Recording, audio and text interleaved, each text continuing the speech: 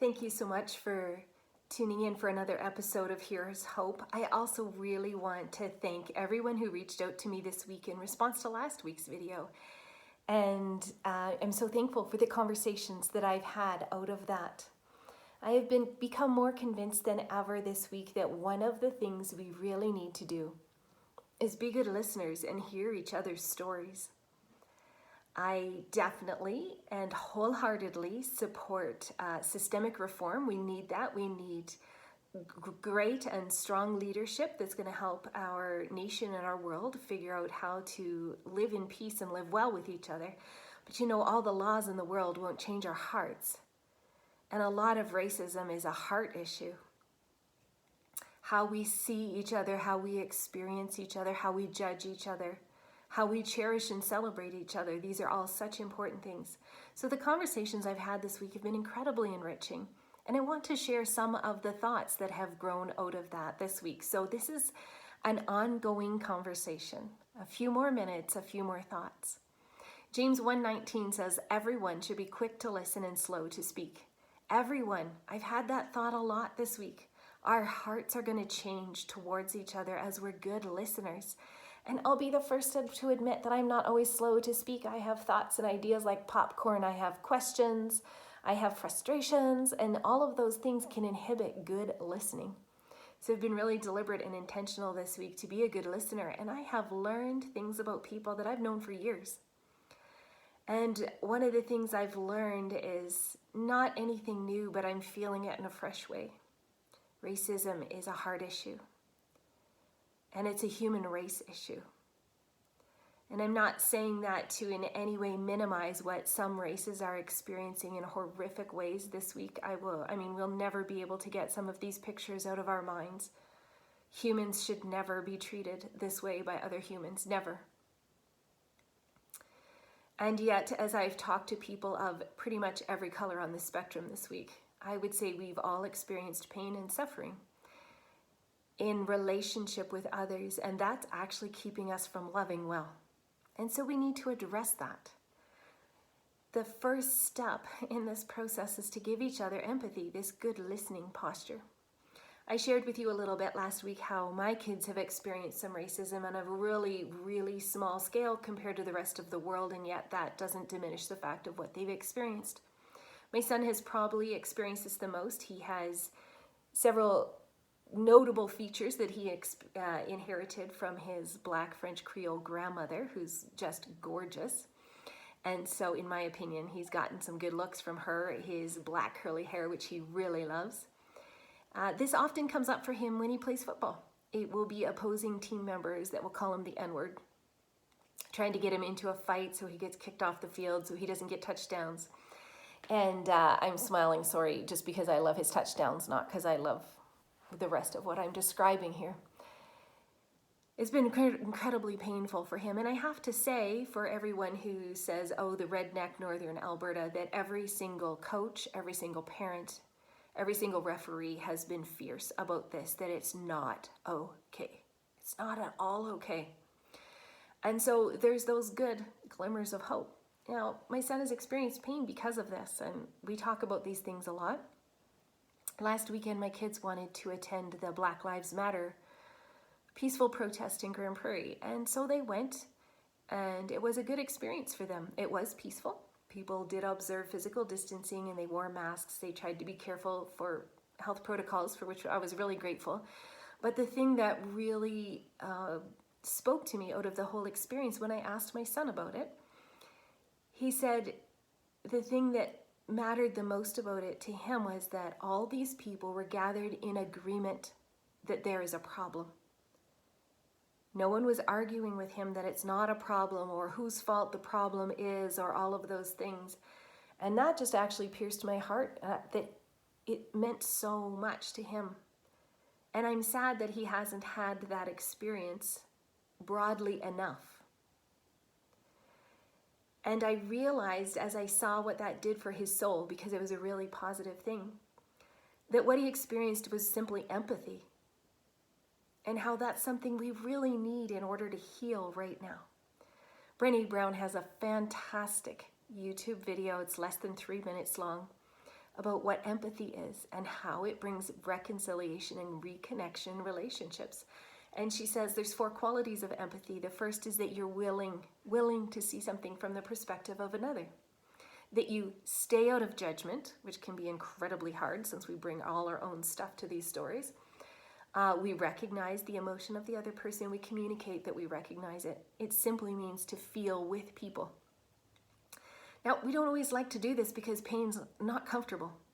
And pain can also make us feel all kinds of spectrum of responsibility.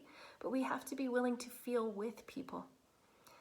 Something that encourages and inspires me about this is that God has empathy towards us. God, who's a creator overall, actually experiences empathy toward all of us in our pain and our suffering. Jeremiah 8:21 says, I hurt with the hurt of my people. That's God speaking through the prophet. If God can hurt with through the hurt of, say it again. If God can hurt with the hurt of his people, how much more as we, as his representatives, must be willing to do this for and with each other. God has enough empathy to go around for all of us. And we all need a heart transplant, a heart healing, so that we can love each other well. All of this racism is going to be healed mostly on a ground level, one person to another, loving well. As believers, as followers of Jesus Christ, 2 Corinthians 5:18 says we've been given the ministry of reconciliation. Now, we can't minister this very well if our own hearts are in turmoil because we haven't dealt with and resolved our own pains. I experienced conflict with someone I care deeply about recently who made accusations against me. We've all had these experiences. It's not fun. And I was feeling pain for days. I hated it, partly because I felt like I got nowhere in trying to resolve it. And these things matter deeply to me. And I was aware that even as I was experiencing that I wasn't being a very good minister of reconciliation for others at that time because I was having my own unresolved pain. And so I saw again that if we, as followers of Jesus, don't address and deal with our own pain, we're not going to do a good job of being ministers of healing, of being bridges where there's brokenness around racism. So turning to the wisdom of scriptures, I would like to remind you what I remembered myself. When we have an issue with someone, we need to go to them. Matthew 18:15 says, do this. If there's someone you need to reconcile with, you go talk to them. Talk to them directly. Don't do it on social media. Don't tell other people about it. You go to the person that you need to talk to.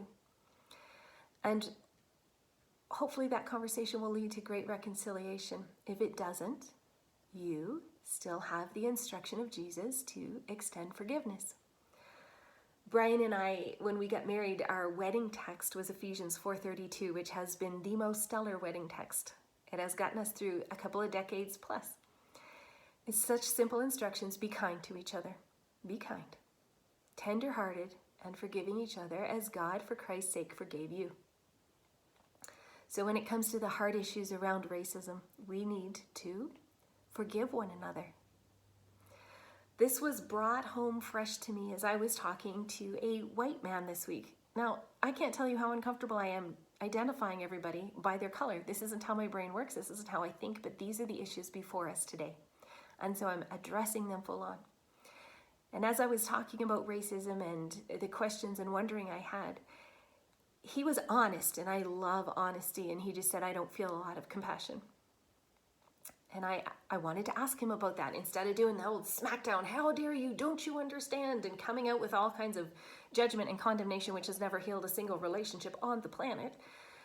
I did what I've been trying to do all week, and I wanted to hear his story because we all have a story.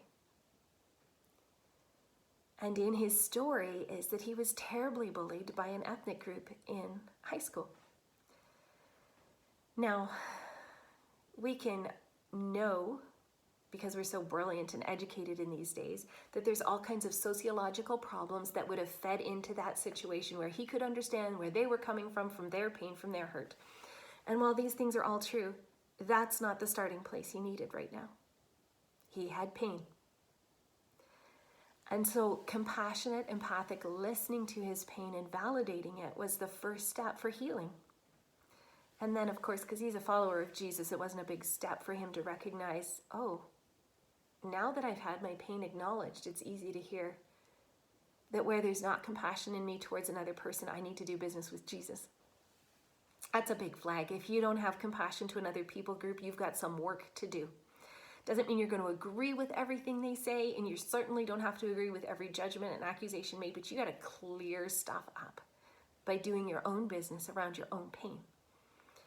And so part of that is forgiveness. Forgiveness is a really, really big deal. Forgiveness is not saying that what was done to you doesn't matter. It's not saying the other person gets off scot-free. It's not that at all.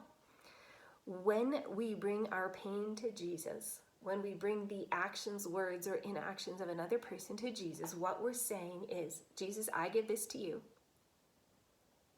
believing that you can pay their debt to me. Whether they're ever sorry or not, I can receive healing and restoration from you. This is the cross. And we forgive because he forgave us.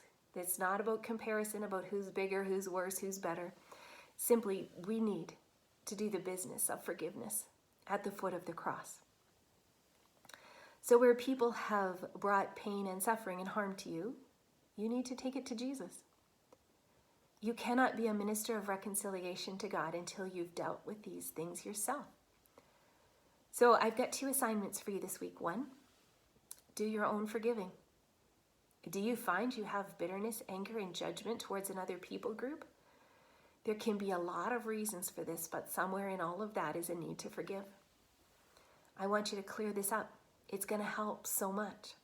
So here's my forgiveness tool that I use all the time. Jesus, thank you for forgiving me. Because you've forgiven me, I forgive. And you name your offender.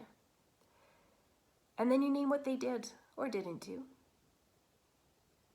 And then you tell Jesus how it made you feel.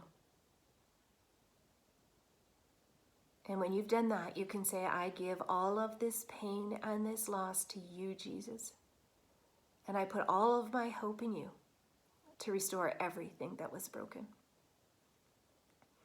And Jesus, I release my offender of any obligation to make this right with me. They don't owe me, they owe you. And I release them of the judgments I've made. And finally, speak a blessing over them. Jesus said to do this. When you forgive, bless. Now, this is one small step in the journey, but it's an essential step. You can't love others well when you're carrying this pain and bitterness and hurt. The second thing I would like you to do this week is have an honest conversation with God. Be humble before him and ask him to show you ways that you have failed to love other humans well. Specifically, other humans of other races. God, would you show me any ways that I have not loved well? And would you give me your heart for other people? Together we can become ministers of reconciliation to God. And so I bless you as you engage in this process this week. I bless you to experience healing from Jesus for your own wounds. And I bless you to receive his heart of compassion for other people.